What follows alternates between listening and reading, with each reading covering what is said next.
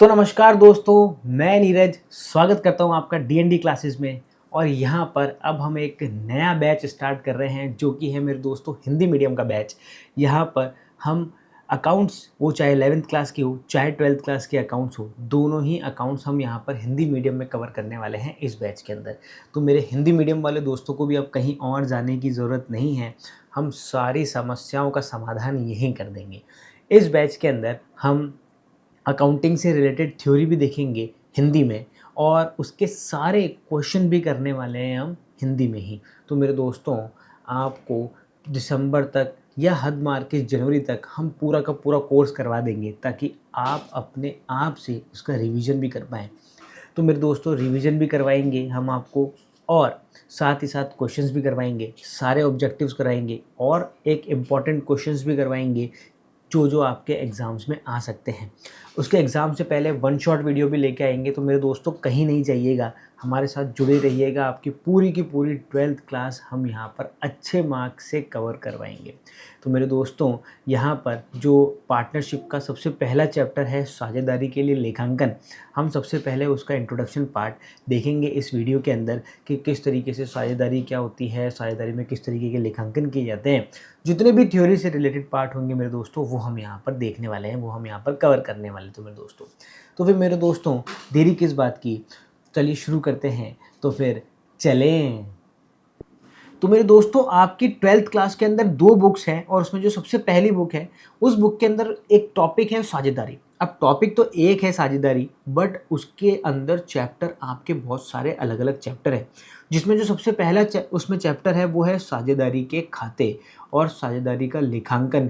साझेदारी का introduction part है यहाँ पर मेरे दोस्तों। तो साझेदारी क्या होती है, साझेदारी में कैसे कैसे खाते बनते हैं, वो हम यहाँ पर देखेंगे। तो सबसे पहले जो वर्ड आता है, जो यहाँ पर आता है, वो है मेरे दोस्तों साझेदारी। साझेदारी का मतलब क्या होता है? तो मेरे दोस्तों, आपने पहले भी कभी ये नाम सुना होगा साझेदारी? अगर नहीं सुना है तो देखो, साझेदारी मैं आपको समझाऊं।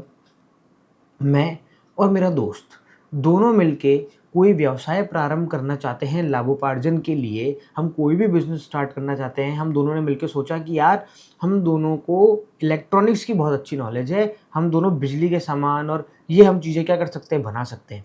तो हमने क्या करा, दोनों ने मिलके एक दूसरे की सहायता करी। उसने भी कुछ पूंजी लगाई और मैंने भी कुछ पूंजी लगाई, और हम दोनों ने मिलके क्या कर दी, एक फैक्ट्री डाल दी जो कि बल्ब बनाती है, या फिर मैं बोलूँ कि इलेक्ट्रॉनिक आइटम बनाती है। तो यहाँ पर क्या हो रहा है, हम दोनों ने मिलके उस व्यवसाय को प्रारंभ करा मेरे दोस्तों। तो ये क्या कहलाएगी, साझेदारी कहलाएगी। तो साझेदारी में होता क्या है कि 2 व्यक्ति आपस में मिलके क्या करते हैं, किसी कार्य को करने के लिए दोनों साथ में मिलके काम कर रहे हैं, पर वो कार्य लाभोपार्जन के लिए क्या होना चाहिए, ये ज़रूरी है। तो देखो, यहाँ पर अगर हम बुक की लैंग्वेज देखें तो सबसे पहले बोल रहा है साझेदार की प्रकृति। तो जब 2 या 2 से अधिक व्यक्ति एक व्यवसाय स्थापित करने और उसके लाभों एवं हानियों की भागीदारी के लिए सहमत होते हैं, तो वे साझेदारी या भागीदारी में माने जाते हैं। 2 या 2 से अधिक व्यक्ति आपस में मिलके किसी व्यवसाय को प्रारंभ करते हैं, और व्यवसाय की लाभ और हानि दोनों को आपस में बांटने के लिए क्या हुए हैं, सहमत हुए हैं। तो यहाँ पर उन दोनों के बीच में क्या मानी जाएगी, साझेदारी मानी जाएगी। आगे देखते हैं साझेदारी के बारे में। भारतीय साझेदारी अधिनियम 1932 के अनुभाग 4 के अनुसार बताया गया है। तो मेरे दोस्तों, ये क्या है, यहाँ पर ये बोल रहा है कि भारतीय साझेदारी अधिनियम 1932। तो हमारे यहाँ पर जो कानून बना है मेरे दोस्तों, उस कानून के अंदर भारतीय साझेदारी अधिनियम एक अलग से एक रूल है, जहाँ पर आप सिर्फ किसके बारे में बताया गया है, साझेदारी के बारे में बताया गया है। और यहाँ पर ये जो 1932 लिखा है ना, ये 1932 है कि ये किस साल में बनाया गया है। और यहाँ पर हम साझेदारी की क्या देखने वाले हैं, डेफिनेशन देखने वाले हैं, साझेदारी की परिभाषा देखने वाले हैं। तो जो साझेदारी की परिभाषा है वो किस अनुभाग में बताई गई है, अनुभाग 4 में बताई गई है। तो यहाँ पर ये भी मेरे दोस्तों इंपॉर्टेंट है, आपको ध्यान रखना है। अगर कोई आपसे पूछे कि जो साझेदारी है वो साझेदारी पे कौन सा नियम अप्लाई होता है, कौन सा नियम लगता है, तो वो नियम होते हैं मेरे दोस्तों भारतीय साझेदारी अधिनियम 1932 के नियम यहाँ पर साझेदारी पे लागू होते हैं। और अगर कोई और बढ़ के आपसे सवाल पूछे और ये जानना चाहे कि बताओ कि भारतीय साझेदारी अधिनियम के किस अनुभाग में भारतीय साझेदारी की परिभाषा दी गई है, भारतीय साझेदारी के बारे में बताया गया है, तो मेरे दोस्तों अनुभाग 4 में डेफिनेशन बताई गई है, साझेदारी की परिभाषा दी गई है। तो यहाँ पर देखो क्या बोल रहा है, साझेदारी उन व्यक्तियों के बीच एक संबंध है, किनके बीच। पहली चीज तो ध्यान देने वाली बात यह है कि व्यक्तियों के बीच संबंध को साझेदारी बोला गया है, ठीक है। तो यहां पर है कि साझेदारी उन व्यक्तियों के बीच संबंध है जो ऐसे व्यवसाय के लाभ को, देखो यहां पर हानि नहीं लिखा है, क्या लिखा है, लाभ को बांटने के लिए सहमत हुए हैं, जिसका संचालन उन सबके द्वारा या उनमें से किसी एक के द्वारा किया जाता है। यहाँ पर बहुत ही इम्पोर्टेंट चीज़ें हैं, मैं आपको यहाँ पर बताना चाहूँगा। देखो सबसे पहली इम्पोर्टेंट बात तो क्या है कि साझेदारी किन किन के बीच में होती है, तो साझेदारी हमेशा व्यक्तियों के बीच में होती है।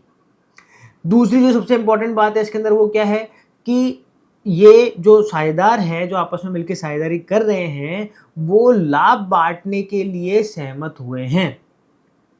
आगे बढ़ते हैं, ये हो गया आपका दूसरा पॉइंट। इसके बाद में हम आगे बढ़ते हैं कि वो जो साझेदारी है, उस साझेदारी का संचालन या तो वे सभी करेंगे या फिर उनमें से द्वारा कोई एक साझेदार उसका ये करेगा, संचालन करेगा। अब आप बोलोगे कि सर व्यक्ति ही करेंगे साझेदारी, और तो कौन करेगा, जानवर तो करेगा नहीं साझेदारी। तो मेरे दोस्तों यहाँ पर मैं जानवरों की बात नहीं कर रहा हूँ, व्यक्ति की। हमारे जो कानून है उसमें जो व्यक्ति की परिभाषा है ना मेरे दोस्तों, वो बड़ी भारी परिभाषा है। इसके अकॉर्डिंग, इस परिभाषा के अनुसार क्या बताया गया है कि व्यक्ति के अंदर सिर्फ हम इंसानों को ही शामिल नहीं किया गया है। यानी अगर मान लो राम और श्याम दोनों मिलकर क्या कर रहे हैं, साझेदारी कर रहे हैं, तो राम और श्याम दोनों क्या हैं, एक व्यक्ति हैं, और दोनों के बीच में अगर वो मिलकर कोई व्यवसाय प्रारंभ कर रहे हैं तो वहाँ पर क्या मानी जाएगी, साझेदारी मानी जाएगी। तो यहाँ पर साझेदारी व्यक्तियों के बीच में भी होती है, बट जो हमारा कानून है उस कानून ने व्यक्ति की परिभाषा को थोड़ा और ब्रॉड कर लिया है। यहाँ पर व्यक्ति में सिर्फ हम जो नेचुरल पर्सन है सिर्फ वही नहीं आते हैं, सिर्फ प्राकृतिक व्यक्ति ही नहीं आते हैं, इसमें कृत्रिम व्यक्ति भी आते हैं। यानी ऐसे व्यक्ति जो कि व्यक्ति नहीं है, प्राकृतिक तौर पे व्यक्ति नहीं है, जिन्हें हमारे कानून ने व्यक्ति का दर्जा दिया है। जैसे कोई भी कंपनी हो गई, या कोई भी बिजनेस हो गया, कोई भी व्यवसाय हो गया, उस व्यवसाय को यहाँ पर जो हमारा कानून है उसने क्या माना है, व्यक्ति माना है। जैसे एसबीआई जानते हो आप, एसबीआई बैंक सभी जानते हो, तो यहाँ पर एसबीआई बैंक को मैं क्या मानूंगा, यहाँ पर एक व्यक्ति मानूंगा, क्योंकि हमारे साझेदारी की परिभाषा में जो व्यक्ति बताया गया है उस व्यक्ति में सिर्फ और सिर्फ एक इंसानी यानी हम और आप नहीं है, हम और आप भी आएंगे, और हमारे सिवा अगर कोई कंपनी भी आपस में मिलकर क्या करती है, काम करती है, तो वहाँ पर उनको भी क्या माना गया है, यहाँ पर व्यक्ति माना गया है। जैसे देखो मेरे दोस्तों, बड़े बड़े प्रोजेक्ट चल रहे हैं आजकल देश के अंदर, जैसे ब्रिज बन रहे हैं, तो मान लो कोई ब्रिज बनने का क्या मिला है, एक किसी कंपनी को क्या मिला है, कॉन्ट्रैक्ट मिला है। तो यहाँ पर क्या करा, एक कंपनी है जिसका नाम है ए और दूसरी ही कंपनी है जिसका नाम क्या है, बी, दोनों ने मिलकर क्या करा, वो प्रोजेक्ट ले लिया ब्रिज बनाने का। अब देखो यहाँ पर कंपनी ने लिया है प्रोजेक्ट बनाने का, किसी व्यक्ति ने तो नहीं लिया है, मतलब हमारी तरह एक प्राकृतिक व्यक्ति ने तो लिया नहीं है उसको प्रोजेक्ट बनाने का। तो यहाँ पर ये दोनों मिलके भी व्यवसाय कर रहे हैं, तो हम इसे भी क्या बोलेंगे, साझेदारी बोलेंगे। यानी साझेदारी सिर्फ दो प्राकृतिक व्यक्तियों के बीच में ही नहीं हो सकती, साझेदारी दो अप्राकृतिक व्यक्ति, जो कोई व्यवसाय भी हो सकता है, कोई फर्म भी हो सकती है, कोई कंपनी भी हो सकती है, उनके बीच वो दोनों मिलकर भी अगर कोई काम कर रहे हैं लाभोपार्जन के लिए, तो उसे क्या बोला जाएगा, साझेदारी बोला जाएगा।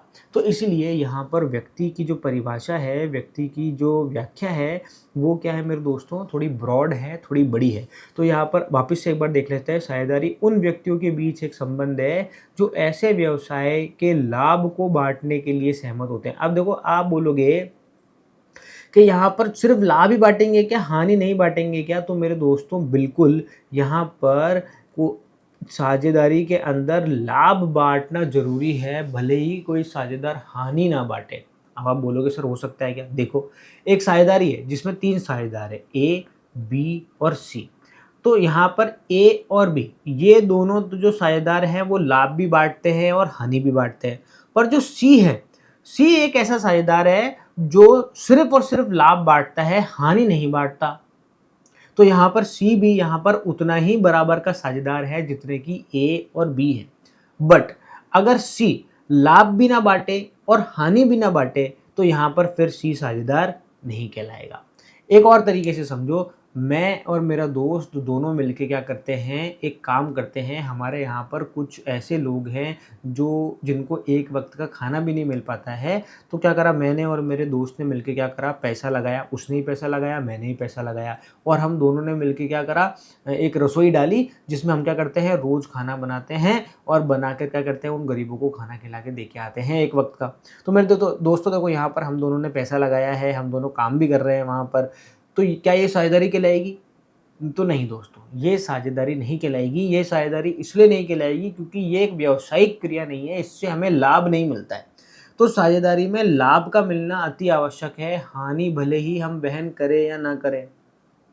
अब इसका एक और उदाहरण समझो, भैया मैं हूँ और मेरा दोस्त है, तो हम दोनों ने मिलके क्या करा, कोई व्यवसाय प्रारंभ करा। अब मुझे कहीं न कहीं दिमाग के अंदर लगता है कि यार ये जो मेरा दोस्त है ना, इसको अगर मैं मेरे बिज़नेस में रखूँगा तो मुझे क्या होगा, प्रॉफ़िट होने की संभावना क्या रहेगी, ज़्यादा रहेगी। हो सकता है कि जिस एरिया में हम क्या कर रहे हैं, बिज़नेस चला रहे हैं, हमारा जो व्यवसाय हम चलाना चाहते हैं, उस एरिया में उस मेरे दोस्त की अच्छी पकड़ है, उसके नाम से हमारा सामान जो है वो आराम से बिक सकता है। तो मैंने जाके मेरे दोस्त से बात करी कि यार एक काम करते हैं, अपन दोनों मिलके क्या करते हैं, इस चीज़ का व्यवसाय करते हैं। तो वो नहीं माना स्टार्टिंग में, वो कहता है यार नहीं मेरे से नहीं हो पाएगा ऐसा-वैसा। उसने बहाने मार के और वो टालने लगा बात को। बट मुझे तो व्यवसाय करना था, तो मैं उसको बोलता हूँ यार देख ऐसा है कि सारा काम मैं करूँगा, सारी चीज़ें मैं देख लूँगा, तू तो बस क्या कर, मेरा साझेदार बन जा। तो वो बोलता है यार मैं शायद अगर मान लो हानि हो गई तो मैंने उसको बोला हानि हो गई तो मेरी, लाभ हुआ तो हम दोनों का। हानि हो गई तो सारी मेरी और लाभ हुआ तो हम दोनों का। तो उसने इस बात को सोच के और क्या बन गया, वो हमारा साझेदार बन गया। हम दोनों क्या हो गए, साझेदारी हो गई। तो ये साझेदारी भी साझेदारी कहलाएगी। इसका मतलब यहाँ पर एक चीज़ अपने दिमाग में बहुत अच्छी तरीके से क्लियर कर लेना मेरे दोस्तों, कि इस 2 साझेदारों के मध्य लाभों का विभाजन होना आवश्यक है, अति आवश्यक है। बट अगर दोनों के बीच में हानि हो रही है तो ज़रूरी नहीं है कि वो दोनों के बीच में बटे ही बटे। कई बार कुछ ऐसे साझेदार भी होते हैं जो कि लाभों में हिस्सा नहीं लेते हैं। आपने 11वीं क्लास में पढ़ चुके हैं, बिज़नेस स्टडीज़ करके जो आपका व्यवसाय प्रबंधन करके जो चैप्टर था, जो आपका सब्जेक्ट था, उसमें आप ये पढ़ के आ चुके हैं, जिसमें आपने पढ़े थे साझेदारी की वैराइटीज़, जिसमें अलग-अलग कितने तरह की साझेदारियाँ होती हैं, उसमें आपने यहाँ पर देखा था। तो कई साझेदार ऐसे भी होते हैं जो सिर्फ़ लाभों में साझेदार बनते हैं, हानि में साझेदार नहीं बनते हैं, तो ऐसे साझेदार भी साझेदार कहलाएँगे। इसीलिए डेफ़िनेशन में यहाँ पर क्या लिखा हुआ है, सिर्फ़ लाभ लिखा हुआ है, हानि नहीं लिखी हुई है। आगे देखते हैं, जिसका संचालन उन सबके द्वारा या उनमें से किसी एक के द्वारा किया जा सकता है। हाँ, तो ये तो कोई दिक्कत वाली बात नहीं है। अगर मान लो किसी साझेदारी में 50 साझेदार हैं, तो सब ज़रूरी नहीं है कि सभी के सभी साझेदार मिलके क्या करें, वहाँ पर व्यवसाय चलाने आएँ। उनमें से कोई 1 साझेदार या 2 साझेदार वो क्या कर सकते हैं, उस व्यवसाय को चला सकते हैं। आगे बढ़ते हैं, हमारे थ्योरी की तरफ बढ़ते हैं और आगे देखते हैं कि क्या कुछ है। इसको रब करते जाते हैं हाथों-हाथ, थोड़ा-सा क्लीन हो जाएगा तो अच्छा लगेगा यहाँ पर, ठीक है? चलिए ठीक है, आगे क्या बोल रहा है, जब एक व्यक्ति किसी अन्य व्यक्ति के साथ व्यक्तिगत रूप से साझेदारी में सम्मिलित होता है तो उसे साझेदारी कहते हैं और एक साथ मिलकर फर्म कहलाते हैं। ठीक है, वो जो दोनों साझेदार मिलके जो बिज़नेस स्टार्ट कर रहे हैं, उस बिज़नेस को हम क्या बोलेंगे मेरे दोस्तों, फर्म बोलेंगे। यहाँ पर हम देखते हैं कि साझेदारी की कुछ महत्वपूर्ण विशिष्टताएँ बोल दो या विशेषताएँ बोल दो। अगर ये सारी की सारी किसी साझेदारी फर्म में है तो वो क्या कहलाएगी, साझेदारी कहलाएगी। ठीक है, तो एक साझेदारी फर्म के अंदर ये सारी विशेषताओं का होना आवश्यक है। सबसे पहले विशेषता क्या बोल रहा है, 2 या 2 से अधिक व्यक्ति, यानी एक साझेदारी के अंदर 2 या 2 से अधिक व्यक्तियों का होना आवश्यक है। देखिए क्या बोल रहा है, यहाँ पर बोल रहा है साझेदारी के गठन में एक समान लक्ष्य के साथ कम से कम 2 व्यक्तियों के साथ आना, 2 व्यक्तियों का साथ आना चाहिए, 2 व्यक्ति साथ होने चाहिए कम से कम। ठीक है, दूसरे शब्दों में एक फर्म के गठन में कम से कम 2 साझेदार हो सकते हैं। हालाँकि यहाँ पर एक फर्म का गठन करने के लिए व्यक्तियों की अधिकतम संख्या की सीमा नहीं है। साझेदारी के अंदर सीमा नहीं है मेरे दोस्तों, अभी हम आगे पढ़ेंगे, अधिकतम संख्या तो है, पर साझेदारी में नहीं बताया गया है, वो हमें कंपनी अधिनियम 2013 के अंदर बताया गया है। हम आगे देखते हैं। आगे बढ़ते हैं, फिर आपको बताएंगे यहाँ पर। तो कम से कम कितने व्यक्ति होने चाहिए एक साझेदारी के अंदर? 2 व्यक्ति का होना आवश्यक है एक साझेदारी के अंदर। 2 से कम व्यक्ति में साझेदारी नहीं बनेगी। इसके बाद में आप सेकंड पॉइंट में क्या बोलेगा? अनुबंध या समझौता। उनके बीच क्या होना चाहिए? अनुबंध होना चाहिए, एक समझौता होना चाहिए। अब यहाँ पर ये बोल रहा है कि साझेदारी 2 या 2 से अधिक व्यक्तियों के बीच अनुबंध या समझौते का परिणाम है जो व्यवसाय चलाते वे लाभ हानि बांटते हैं। अतः व्यवसाय चलाने तथा अपनी संबंधियों के लिए समझौता या अनुबंध साझेदारों के बीच एक आधार होता है। यह आवश्यक नहीं है कि समझौता लिखित रूप में हो। यहाँ पर अगर 2 व्यक्ति आपस में मिलकर साझेदारी करना चाहते हैं तो उन दोनों के बीच में समझौता होना या अनुबंध होना आवश्यक है। पर हाँ, ये चीज़ ज़रूरी नहीं है कि वो समझौता लिखित ही हो, यानी समझौता मौखिक भी हो सकता है। तो यहाँ पर समझौते कितने तरीके के हो गए? 2 तरीके के समझौते हो गए। एक तो हो गया मेरे दोस्तों लिखित, और एक हो गया मौखिक। दोनों तरह के समझौते हमारे व्यवसाय के अंदर क्या करेंगे? चलेंगे, साझेदारी में चलेंगे। आपने चाहे लिखित समझौता किया हो तब भी आप दोनों साझेदार कहलाएंगे, और आपने मौखिक समझौता किया हो तब भी आप दोनों क्या कहलाएंगे? यहाँ पर साझेदार कहलाएंगे। बस आपको इतना ध्यान रखना है कि दोनों के बीच में समझौता होना, अनुबंध होना क्या है? ज़रूरी है। लिखित हो ये आवश्यक नहीं है। आगे बढ़ते हैं यहाँ पर थर्ड पॉइंट की तरफ, और इसमें क्या बोल रहा है कि व्यवसाय तो है समझौता किसी व्यवसाय को चलाने के लिए किया जाना चाहिए। किसी परिसंपत्ति मात्र के सह स्वामित्व से स्वतः साझेदारी का गठन नहीं होता है। उदाहरण के लिए यदि रोहित एवं संचित संयुक्त रूप से एक भूभाग खरीदते हैं तो वे उस परिसंपत्ति के संयुक्त रूप से प्लॉट के मालिक है, साझेदार नहीं है। यहाँ पर देखो एक चीज़ समझना कि साझेदारी सिर्फ उसे ही बोला जाएगा जो कि क्या होगी? एक व्यावसायिक क्रिया होगी।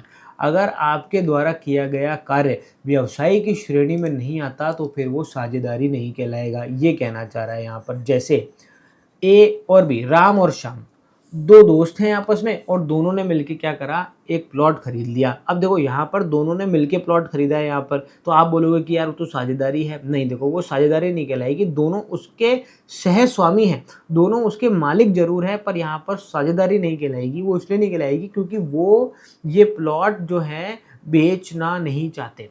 मतलब अगर मैं प्लॉट खरीदता हूँ, बेचता हूँ, खरीदता हूँ, बेचता हूँ, खरीदता हूँ, बेचता हूँ, तो ये क्या है? मेरा व्यवसाय है। तो यहाँ पर अगर मैं मिलके काम करूँगा किसी से तो वो तो क्या की जाएगी? साझेदारी कहलाएगी।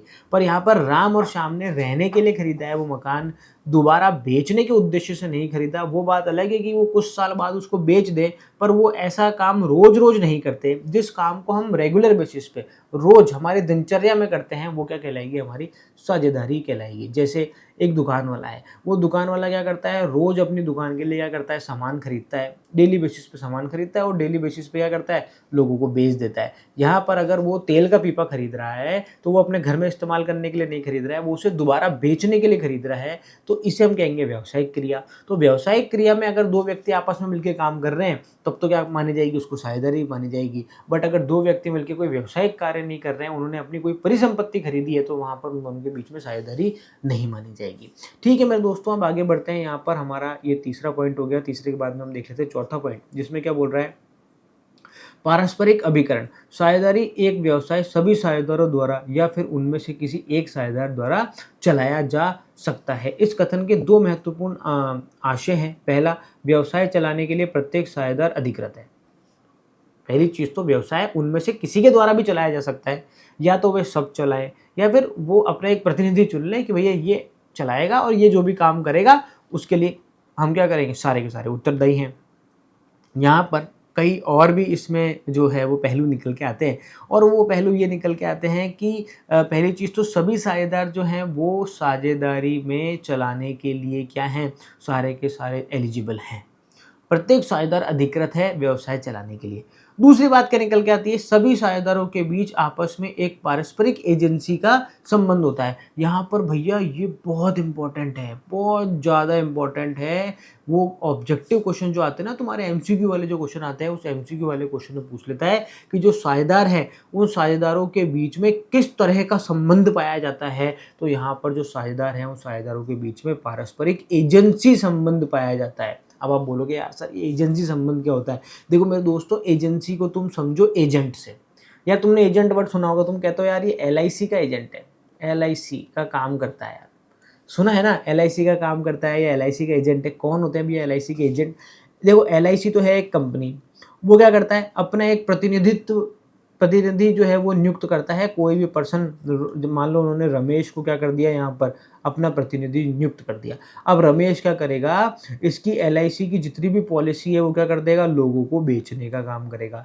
अब देखो यहाँ पर जो व्यक्ति है जो LIC खरीदेंगे रमेश से, वो क्या करेंगे, रमेश को जानते हैं, LIC को बहुत ज़्यादा अच्छी तरीके से नहीं जानते हैं।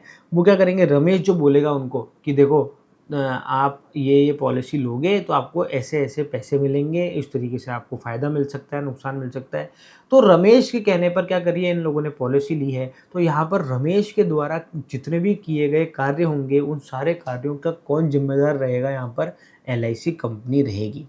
तो इन दोनों के बीच में किस तरह का रिलेशन है, यहाँ पर किस तरह का पारस्परिक संबंध है, तो यहाँ पर ये LIC तो क्या हो गई मेरे दोस्तों, प्रिंसिपल हो गई, और यहाँ पर ये रमेश क्या हो गया, इसका एजेंट हो गया। तो जहाँ पर प्रिंसिपल और एजेंट का संबंध होता है, ऐसे संबंध को एजेंसी संबंध माना गया है, जिसमें जो एजेंट है उस एजेंट के द्वारा किए गए कार्यों की जिम्मेदारी प्रिंसिपल को उठानी पड़ती है। एजेंट ने कोई भी काम करा है, उसके काम करने की पूरी पूरी तरीके से जिम्मेदार कौन है, प्रिंसिपल है। तो ऐसों के बीच में संबंध, ऐसे दो लोगों के बीच में किस तरह का संबंध, किस तरह के संबंध, उसको नाम क्या दिया है संबंध का, तो वो है मेरे दोस्तों एजेंसी संबंध बोला गया है। ऐसे ही अगर इसको हम साझेदारी में समझें, तो साझेदारी में किस तरीके से समझेंगे, देखो वो मैं आपको बताता हूँ।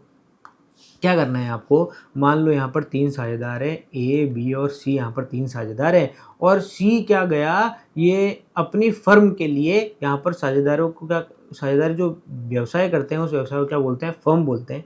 तो यहाँ पर C क्या है, अपनी फर्म के लिए माल खरीदने गया, और उसको क्या कर दिया, एक माल खरीद के लेके आया। तो उसने क्या कर लिया, समझौता कर लिया माल का।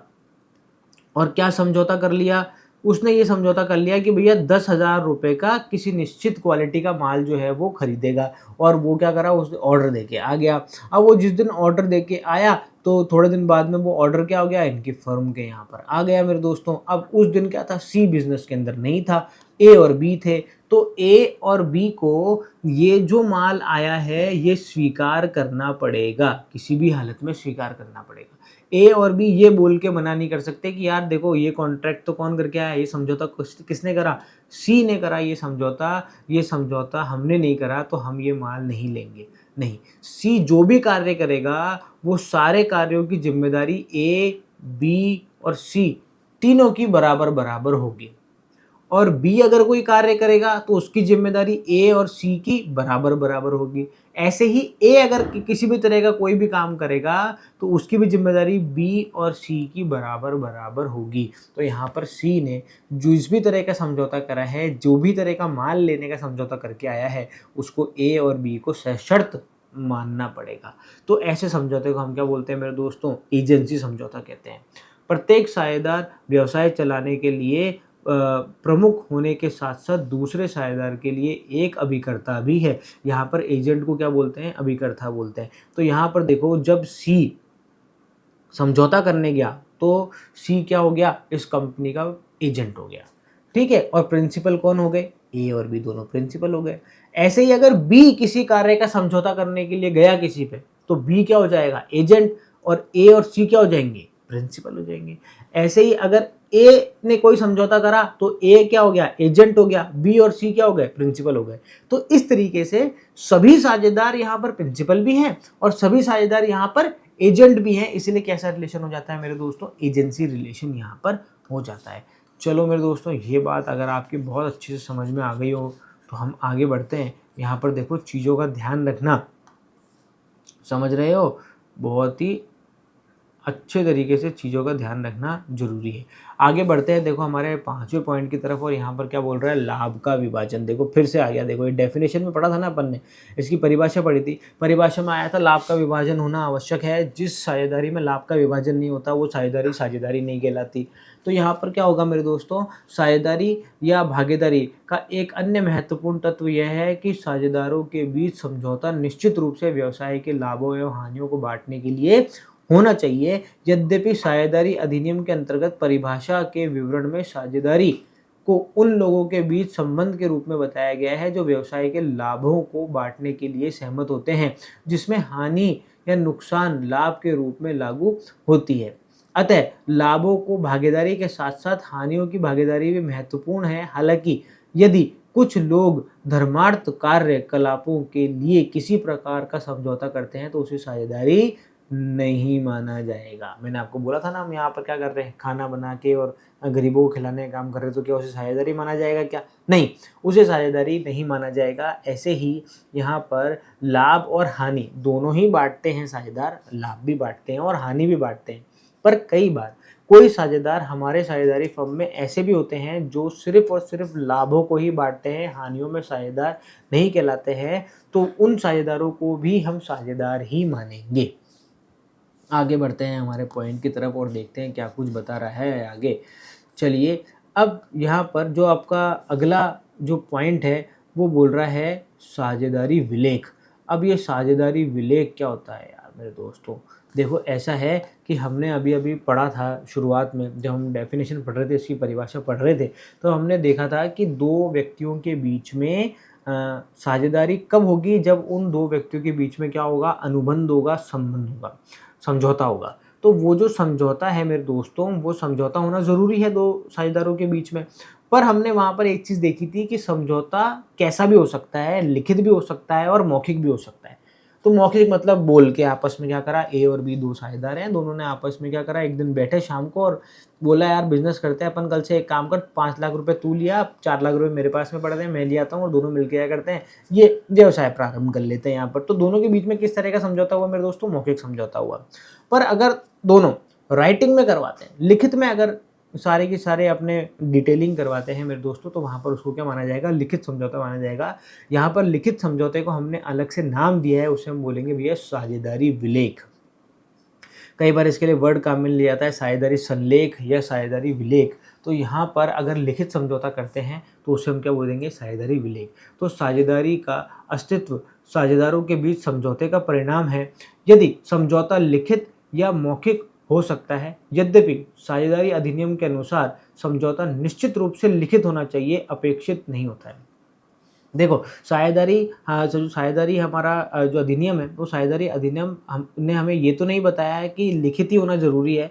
उन्होंने ये बोला है कि यार समझौता लिखित भी हो सकता है और मौखिक भी हो सकता है। अगर लिखित होगा तो ज़्यादा अच्छा है, बट मौखिक समझौते को भी हम मान्यता देते हैं यहाँ पर। तो भैया अगर समझौता लिखित में हुआ है, लिखित में क्या होता है, सारा का सारा व्यवसाय का विवरण दिया जाता है, सभी साझेदारों के बारे में बताया जाता है, उसके अंदर सभी साझेदारों के नाम होते हैं, वो लाभों को किस तरीके से बांटेंगे ये सारा विवरण उसमें दिया जाता है। किसी साझेदार को वेतन मिलेगा या नहीं मिलेगा, मिलेगा तो कितना मिलेगा, पूंजी पर ब्याज मिलेगा कि नहीं मिलेगा, आहरण पर ब्याज चार्ज किया जाएगा या नहीं किया जाएगा, ये सारी बातों की जानकारी कहाँ पर दी जाती है? साझेदारी विलेख के अंदर दी जाती है। बस ध्यान इतना रखना कि साझेदारी विलेख बनाना ज़रूरी नहीं है। आप चाहें तो साझेदारी विलेख बनाएंगे, तो राइटिंग में अगर आपने किसी भी तरह का समझौता किया है, लिखित में अगर आपने समझौता किया है, तो उसे हम क्या नाम देंगे? साझेदारी विलेख। ठीक है मेरे दोस्तों, तो यहाँ पर हम आगे बढ़ते हैं हमारे अगले पॉइंट की तरफ, और बढ़ने से पहले फिर से थोड़ी सी सफाई कर ली जाए तो ज़्यादा बढ़िया रहेगा। देखो, हम आगे बढ़ते हैं और हमारे को अगले पॉइंट में क्या बोल रहा है? लेखांकन हेतु अनुकूल प्रावधान। क्या बोल रहा है जरा देखें तो। साझेदारी खातों को प्रभावित करने वाले महत्वपूर्ण प्रावधान निम्न हैं। लाभ हानि विभाजन अनुपात। यहाँ पर जो साझेदार हैं वो आपस में लाभों को किस अनुपात में बांटेंगे, वो लाभ हानि अनुपात क्या होना चाहिए यहाँ पर बताना चाहिए हमारे को साझेदारी विलेख के अंदर। साझेदारी विलेख में बताएंगे कि अगर मान लो 1-2 साझेदार हैं या 3 साझेदार हैं, जितने भी साझेदार हैं उन सबके नाम और वो लाभों को किस अनुपात में बांटेंगे, वो अनुपात भी यहाँ पर क्या होगा? बताया जाएगा। इसके बाद में पूंजी पर ब्याज। तो फर्म में लगाई गई पूंजी या राशि पर कोई भी साझेदार ब्याज पाने के लिए वस्तुतः अधिकृत नहीं है। यूं तो लाभ पाने के लिए, पूंजी पर ब्याज पाने के लिए अधिकृत नहीं है साझेदार, पर अगर आप साझेदारी विलेख में अगर आप ऐसा लिखेंगे कि साझेदारों को पूंजी पर ब्याज दिया जाएगा और इस प्रतिशत की दर से दिया जाएगा, तो फिर साझेदारी के विलेख के अनुसार व्यवसाय जो फर्म है वो साझेदारों को पूंजी पर ब्याज देगी।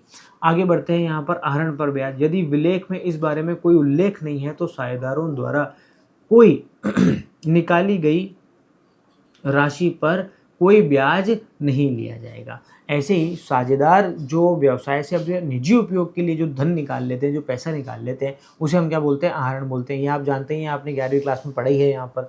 तो उन्होंने जो आहरण करा है, उस आहरण पर क्या व्यवसाय जो है वो क्या इंटरेस्ट चार्ज कर सकता है क्या? क्या उनसे वो साझेदारों से ब्याज ले सकता है क्या? तो अगर साझेदारी विलेख में इसके बारे में कोई भी जानकारी नहीं दी गई है, तो जो फर्म है वो आहरण पर ब्याज चार्ज नहीं कर सकती, मांग नहीं कर सकती। हाँ, अगर विलेख में बताया गया है कि शायद कि इनकी आहरण पर क्या लगेगा? ब्याज लगेगा, तो फिर आहरण पर ब्याज देना पड़ेगा।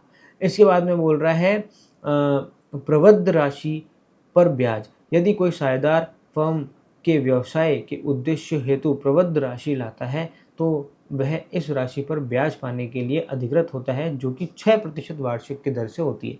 अब ये भैया प्रबद्ध क्या होता है? प्रबद्ध का मतलब हो गया मेरे दोस्तों लोन। यहाँ पर कोई साझेदार क्या होता है? फर्म को लोन दे देता है। भैया ए बी सी 3 साझेदार हैं, तीनों ने मिलकर व्यवसाय प्रारंभ करा और तीनों ने व्यवसाय में क्या लगाई? पूंजी लगाई।